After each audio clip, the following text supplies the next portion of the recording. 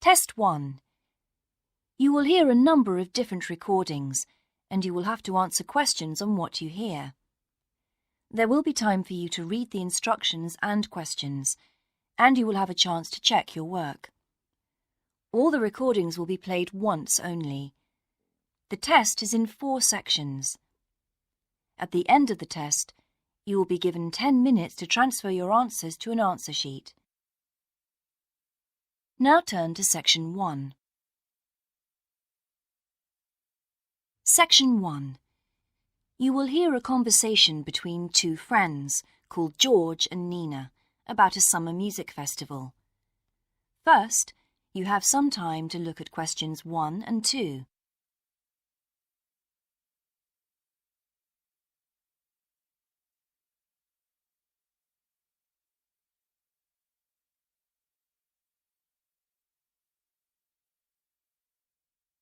Now we shall begin. You should answer the questions as you listen, because you will not hear the recording a second time. Listen carefully and answer questions 1 and 2. Hi, George. Glad you're back. Loads of people have phoned you. Really? I felt just like your secretary. Sorry. I went into the library this afternoon to have a look at a newspaper and I came across something really interesting. What? A book? No, a brochure from a summer festival, mainly Spanish music. Look, I've got it here. Spanish music? I really love the guitar. Let's have a look.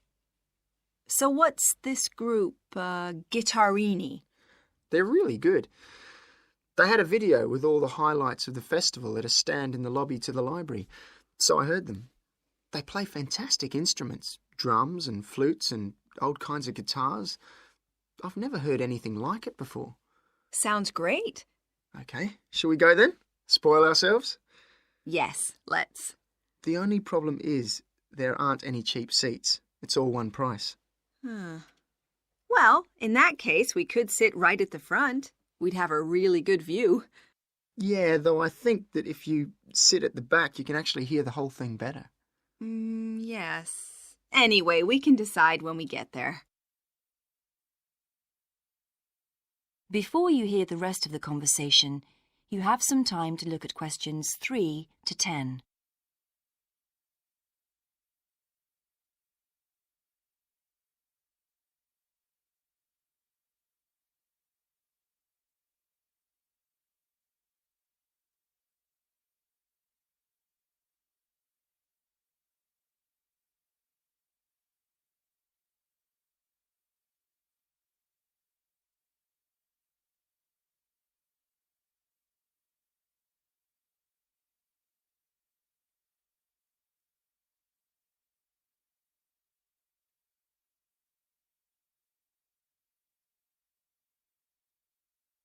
Now listen and answer questions 3 to 10.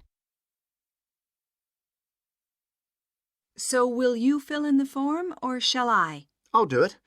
Name, George O'Neill. Address, 48 North Avenue, Westsea.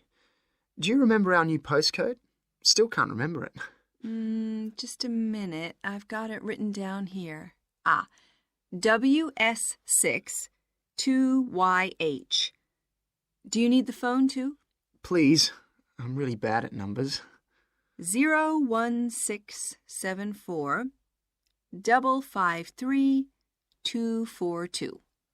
So let's book 2 tickets for Guittarini. Okay. If you're sure $7.50 each is all right. How do you feel about the singer? I haven't quite decided. But I've noticed something on the booking form that might just persuade me. What's that then? Free refreshments. Really? Yes, look here. Sunday, 17th of June. Singer. Ticket, £6, includes drinks in the garden. Sounds like a bargain to me. Yes. Let's book 2 tickets for that. So, what else? I'm feeling quite keen now. How about the pianist on the 22nd of June? Anna Ventura? I've just remembered that's my evening class night. That's okay. I'll just have to go on my own. But we can go to the Spanish dance and guitar concert together, can't we? Yes, I'm sure Tom and Kieran would enjoy that too. Good heavens, £10.50 a ticket. I can see we're going to have to go without food for the rest of the week. We'll need to book 4. Wish we were students. Look, children, students, and senior citizens get a 50% discount on everything. If only. That is the end of section 1. You now have half a minute to check your answers.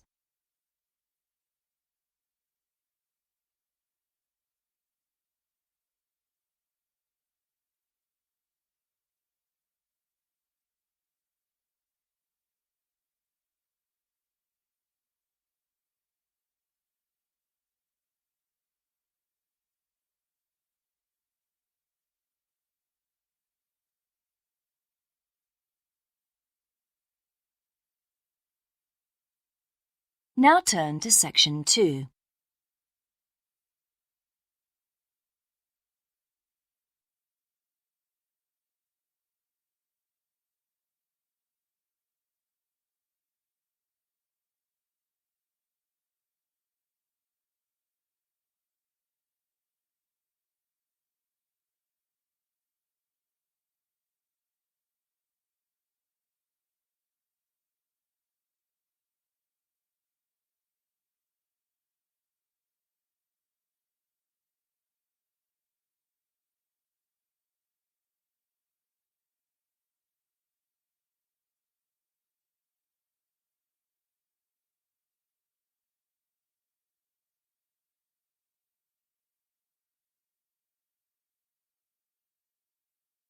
Section 2.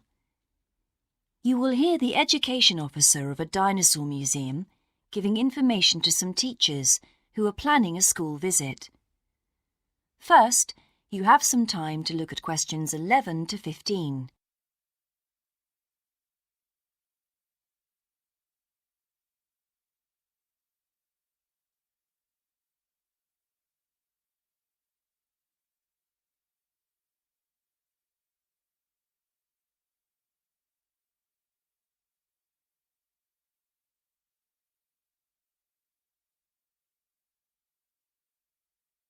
Now listen carefully and answer questions 11 to 15. Hello, and thank you for asking me to your teachers' meeting to talk about the Dinosaur Museum and to tell you a bit about what you can do with your students there. Well, let me give you some of the basic information first. In regard to opening hours, we're open every day of the week from 9 a.m. to 8 p.m. except on Mondays, when we close at 1:30 p.m. And in fact, the only day in the year when we're closed is on the 25th of December. You can book a guided tour for your school group any time that we're open. If you bring a school group to the museum, when you arrive, we ask you to remain with your group in the car park. One or more of the tour guides will welcome you there and brief you about what the tour will be about. We do this there because our entrance is quite small and we really haven't got much room for briefing groups in the exhibition area. As far as the amount of time you'll need goes, if you bring a school group, you should plan on allowing a minimum of 90 minutes for the visit. This allows 15 minutes to get on and off the coach, 45 minutes for the guided tour, and 30 minutes for after-tour activities. If you're going to have lunch at the museum, you will of course have to allow more time. There are 2 cafes in the museum with seating for 80 people. If you want to eat there, you'll need to reserve some seating, as they can get quite crowded at lunchtime. Then outside the museum at the back there are tables, and students can bring their own lunch and eat it there in the open air. Before you hear the rest of the talk, you have some time to look at questions 16 to 20.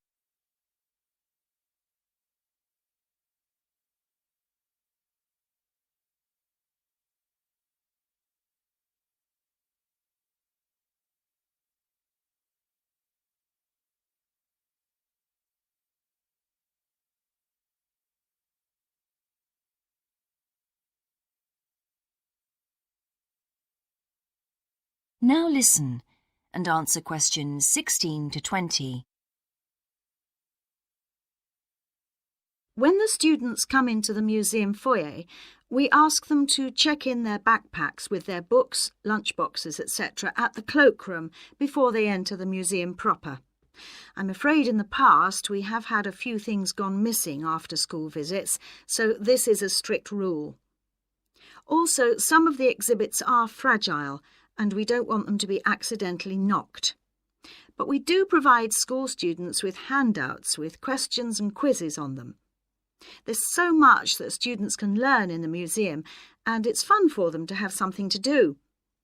Of course, they'll need to bring something to write with for these. We do allow students to take photographs. For students who are doing projects, it's useful to make some kind of visual record of what they see that they can add to their reports. And finally, they should not bring anything to eat into the museum or drinks of any kind. There are also a few things that students can do after the tour. In the theaterette on the ground floor, there are continuous screenings of short documentaries about dinosaurs which they can see at any time. We used to have an activity room with more interactive things like making models of dinosaurs and drawing and painting pictures, even hunting for dinosaur eggs.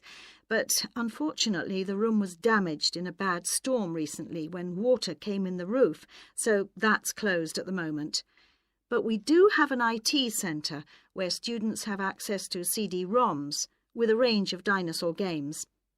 These games are a lot of fun, but they also teach the students about the lives of dinosaurs, how they found food, protected their habitat, survived threats, that kind of thing. And I think that's all I have to tell you. Please feel free to ask any questions if you would like to know anything else. That is the end of section 2. You now have half a minute to check your answers.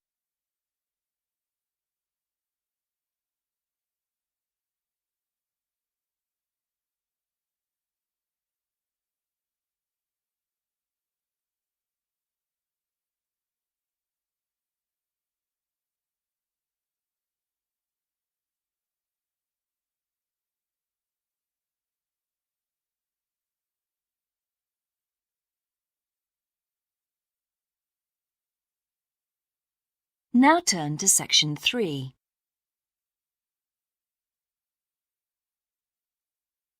Section 3. You will hear a student called Sandra talking to her tutor about a draft proposal she has written for a competition. First, you have some time to look at questions 21 to 24.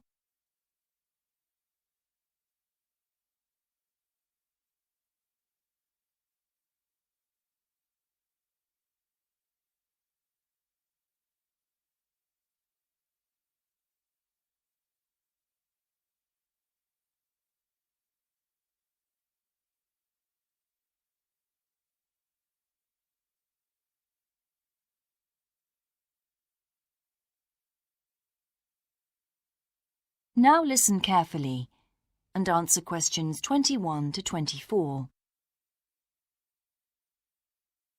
Right, Sandra. You wanted to see me to get some feedback on your group's proposal, the one you're submitting for the Geography Society field trip competition. Uh-huh.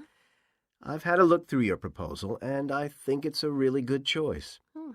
In fact, I only have a few things to say about it, but even in an outline document like this, you really have to be careful to avoid typos and problems with layout in the proposal, and even in the contents page.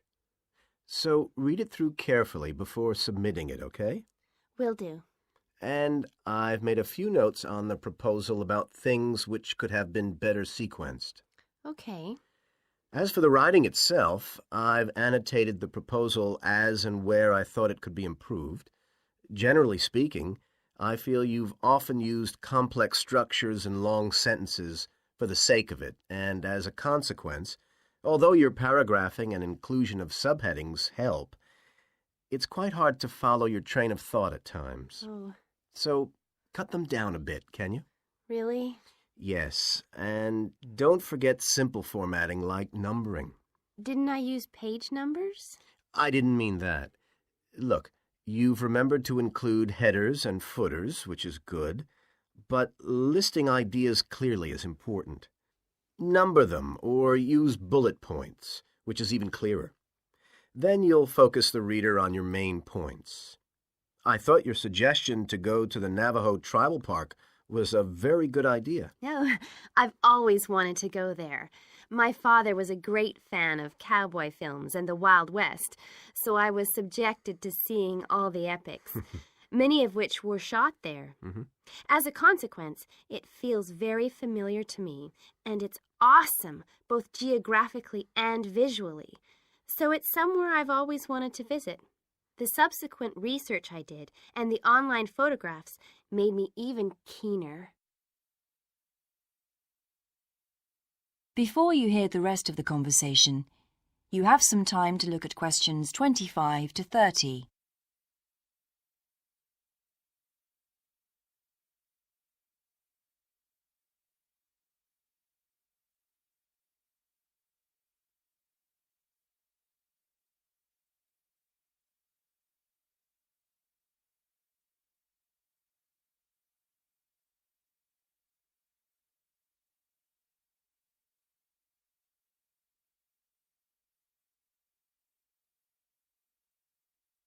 Now listen and answer questions 25 to 30.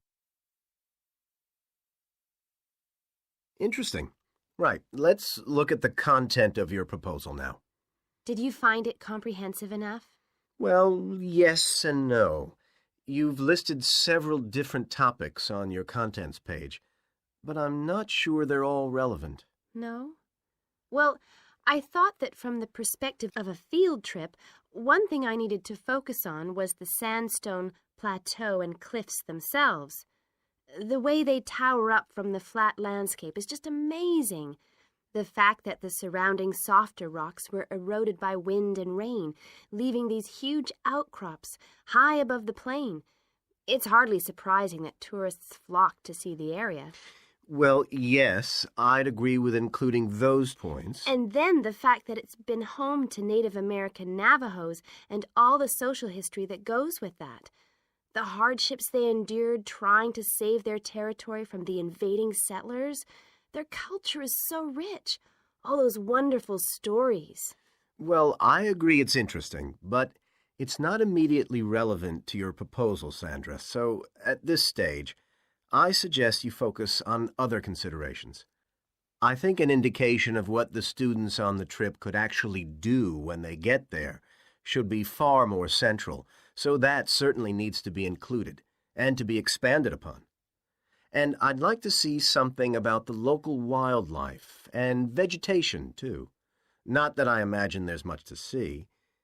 Presumably the tourist invasion hasn't helped. Okay, I'll do some work on those two areas as well. But you're right, there's not much apart from some very shallow-rooted species. Although it's cold and snowy there in the winter, the earth is baked so hard in the summer sun that rainwater can't penetrate. So it's a case of flood or drought, really. So I understand. Now, before we look at everything in more detail, I've got a few factual questions for you.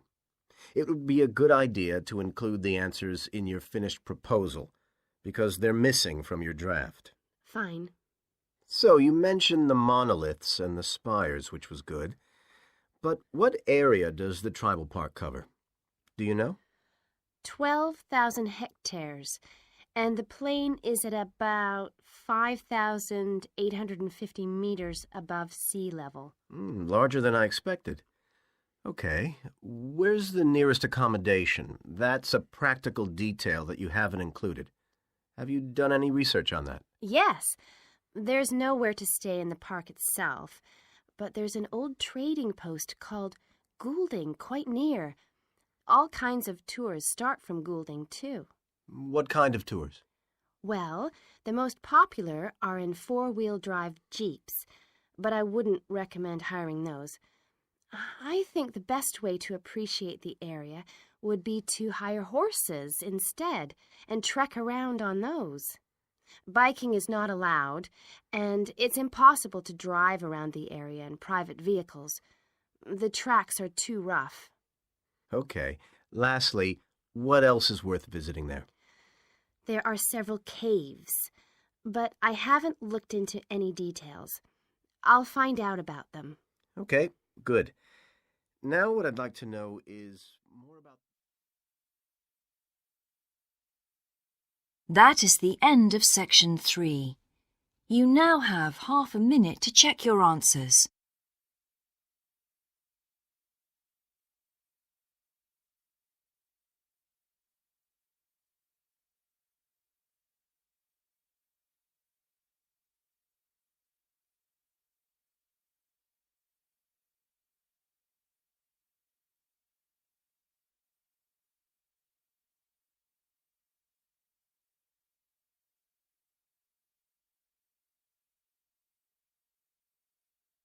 Now turn to section 4.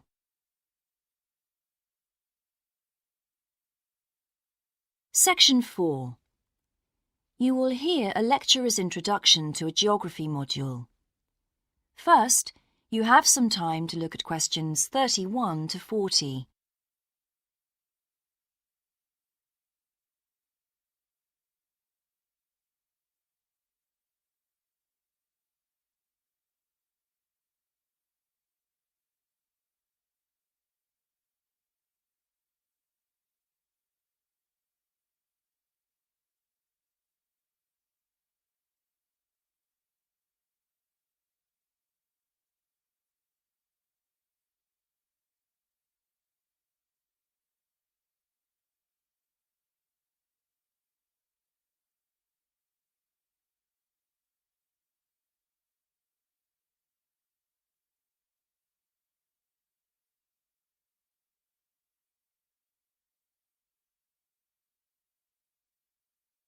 Now listen carefully and answer questions 31 to 40.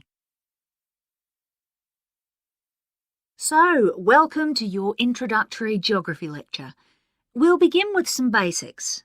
Firstly, what do we learn by studying geography? Well, we learn a great deal about all the processes that have affected and that continue to affect the Earth's surface.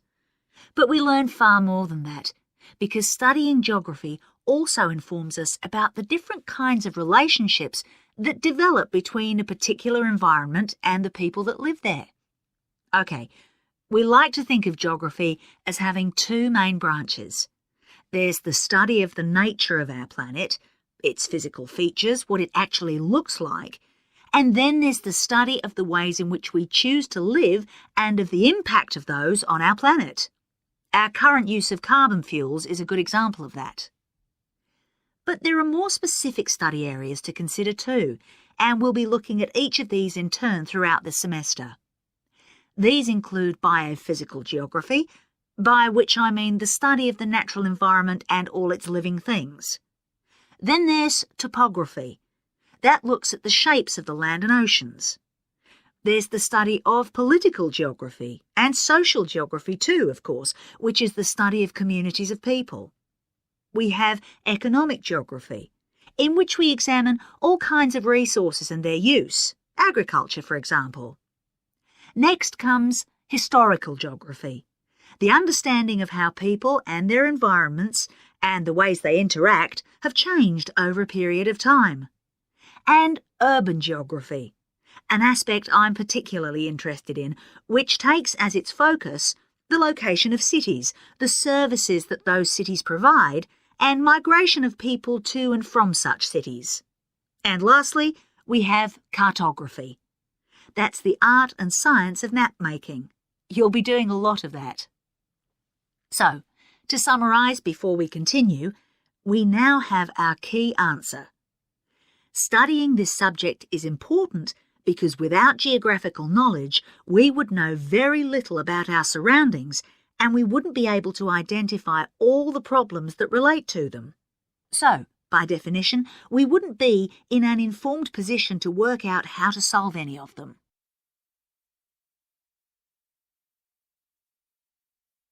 Okay, now for some practicalities.